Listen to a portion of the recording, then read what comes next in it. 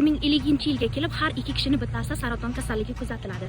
Yaqinda bir podkast eshitayotganimda 50 yildan beri saratonni kelib chiqishini o'rganayotgan amerikalik olim shunday deb qoldi.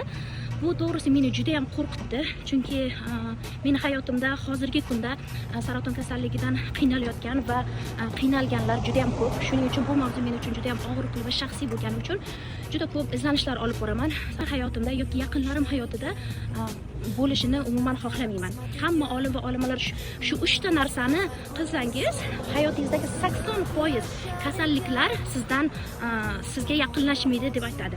Shularning birinchisi aktiv hayot, sport bilan shug'ullanish, ikkinchisi esa to'g'ri ovqatlanish va sog'lom ovqatlanish, uchinchisi esa stresslarni hayotimizdan chiqarib tashlashga harakat qilishimiz. Mana shu 3 ta maslahatni hayotimda tatbiq qilishga harakat qilyapman. Sog'lom ovqatlanish uchun o'zimni bog'imni yaratdim. Yaqinda Xudo xohlasa bog'imizdan sog'lom sabzavotlarimizni o'zimiz hosilimizni olamiz. Hayotimda juda ham stressli deb ayta olmayman, chunki ishimni sevaman, oilamni sevaman. Lekin meni hayotimda birdan-bir aktivlik yo'q edi, chunki uydan ishlaganim uchun kompyuter qarshisida o'tiraman kuni bilan, ham oila, yosh bola bilan bu narsa menga qiyinchilik tug'dirayotgan edi. Lekin bugundan aktivlikka ham qaytishga qaror qildim. Mana bugun birinchi kun, 30 minutdan beri hozir tashqarida yuribmiz.